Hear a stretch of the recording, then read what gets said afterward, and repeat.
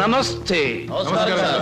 ముందు నా సేవకులకు నమస్కరించిన తరువాతే దేవుడికి నమస్కరిస్తా. మీ పనులు మీరు చేసుకోండి.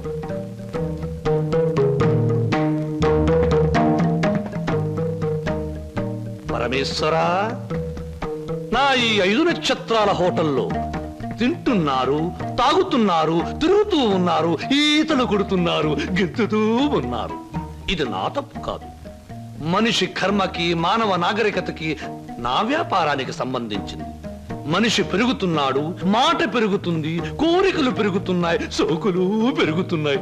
పెళ్లి కాకుండానే అమ్మాయిలకు డోకులు పెరుగుతున్నాయి. పెరిగే దాంతో పెరగటం, అందని వాటిని అందుకోవటం నాకు విస్కీతో పెట్టిన విద్య. పరమేశ్వర, ఇదంతా నీ ఒక్కడితో ఎందుకు చెబుతున్నారో తెలుసా? నీకు మాటలు రావు కనుక. శంభో శంకర.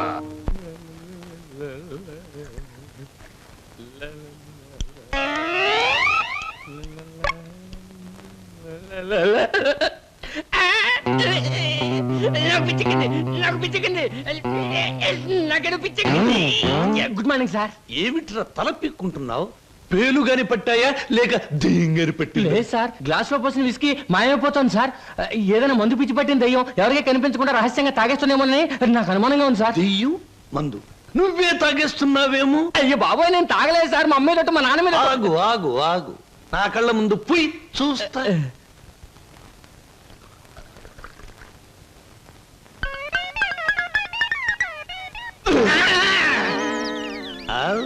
నాకు తెలుసురా నువ్వని. ఒరేయ్, నీకు నెల నెలా జీతం ఇస్తున్నాను, సుందరాంగుల్ని తీసుకొచ్చినందుకు సుంకం ఇస్తున్నాను, అబద్ధాలు ఆడినందుకు కమిషన్ ఇస్తున్నాను. ఇంత చేసినా నువ్వు బారు మీద పడి పీపాలు తాగడం న్యాయమట్రా? నేను దాటలేదండి. ఆ బ్రాంతియే నన్ను రారా నాన్న నన్ను తాగు అంటుంది, తాగుతున్నాను. ఒరే నిశాచరా, ఏం సమాచారా? పురుగుల మందు పిలుస్తోంది, ఎండ్రిని పిలుస్తోంది, ఎలకల మందు పిలుస్తోంది, గేదె కుడితే పిలుస్తోంది. తాగతావా? ఇక నేను భరించలేను. అన్నమ్మా, నువ్వు మేచినా ఎంత బాధపడి ఉండేవాడిని కాదు. నీ సొమ్ము తిని బతుకుతున్నానా? మీ బ్రాంతి దాగి బతుకుతున్నానా? నా మేనవారుడు మేనల్లుడు పేరు చెబితే ఆ సీతరం బాబు నేను అడిగినంత డబ్బిస్తాడు. వెళ్ళిపోతా. ఊరికేరా, నువ్వు విడిపోతే నాకు ఉపశాంతి ఎలా ఉంటుంది? కాకపోతే నాకు ఉపశాంతి లేదే. శంభో శంకర. ఒరే నిశాచరా, ఏమి సమాచారం? నీ ఇష్టం వచ్చినంత తాగుతూ ఉండరా. మహాప్రసాదం.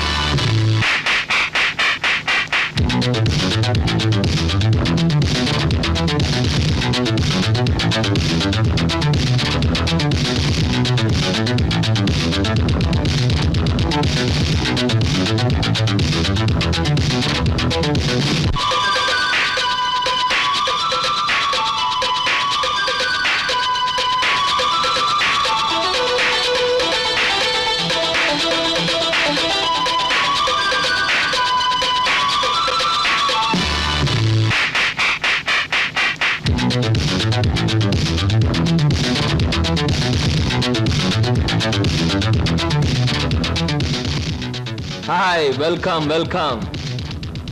ఏమిటి డాన్సులు గెంతులను చూస్తున్నారా? మేమంతా సరదా కోసం ఈ డాన్స్ చేయట్లేదండి.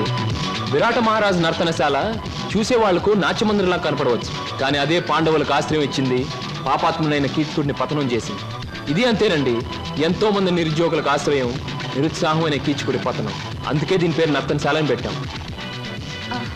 మేమంతా చదువుకొని ఉద్యోగాలు రాక, బల్ల కింద లంచాలు ఇవ్వలేక, మంత్రి గారి రికమెండేషన్ తేలేక, నిరుత్సాహంతో చావలేక, దాన్నే ఉత్సాహంగా మార్చుకొని స్టేజ్ పర్ఫార్మెన్స్ ఇస్తూ ఆ ఆదాయాన్ని పంచుకుంటున్నాం.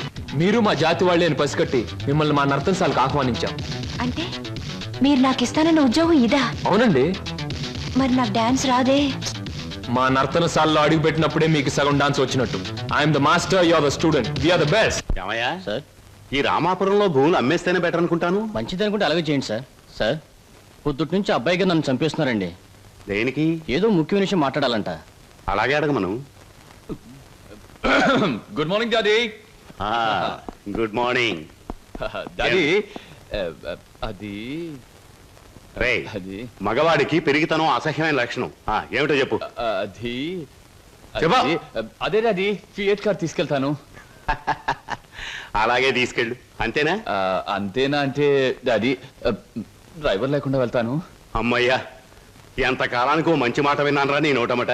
ఈ మాత్రం చెప్పడానికి ఇంత భయం అయితే రేపు పొద్దున్న ఈ ఆస్తి ఫ్యాక్టరీలు ఎలా చూసుకుంటావురా? అప్పుడు చాలా ధైర్యం వచ్చేస్తుంది డాడీ. ఆహా, ఎందుకనో? అప్పుడు నువ్వు ఉండవుగా. ఆ? అయ్య బాబోయ్, దండాలు సార్ బాబు. దండాలు ఫియట్ కార్లో వెళ్తున్నాను. ఎలాంటి బాబు? అయ్యా, ధర్మ ప్రభువులు ఏం నాగయ్య, పిల్లలు బాగున్నారా? తమ దయ వల్ల అంతా చల్లగా ఉన్నారు బాబు. చీరుగాడు పెద్ద ఇంజనీర్ చదువుతున్నాడండి. లక్ష్మి ఇంటర్ చదువుతాడండి. అన్ని ఫస్ట్ క్లాసులే. 15 రోజుల్లో ఏవో పరీక్షలు జరుగుతాయంట. కాత ఫీజు అది. దానికి అంత మొమ్మాట పడతావు ఏమిటయ్యా? ప్రతి నెలా పట్టుకెళ్తున్నావుగా. ఎంత కావాలి? అవును, 1747 రూపాయలు 52 పైసలండి. దారి ఖర్చులు తమదయ్యా. ఓ 2000 రూపాయలు ఇచ్చి పంపు. అయ్యా, మీది మనసు కాదండి, ఎన్నపోస. మీరు లేకపోతే ఆ పిల్లలు రోడ్లు అమ్మట అడుక్కు తినేవాళ్ళు. అది సరేగా నాగయ్య, ఇన్నేళ్ళైనా పిల్లల యోగక్షేమాలైతే నాకు చెబుతున్నావు గాని వాళ్ళని ఒక్కసారి కూడా చూపించలేదు. పిల్లల్ని ఒకసారి చూడాలనుంది. చూపిస్తానయ్యా, తప్పకుండా చూపిస్తాను. తమరు గర్వపడేలాగా చూపిస్తాను. ఈ చల్లన్నీళ్ళలో పెరిగిన 2 మొక్కలు సెటిల్ అయిన వెంటనే, అంటే వాళ్ళ చదువు పూర్తయిన వెంటనే మీకు చూపిస్తానయ్యా. పెళ్లి చేసుకుని ఇల్లు కట్టుకుని హాయిగా ఫియట్ నడపాలో.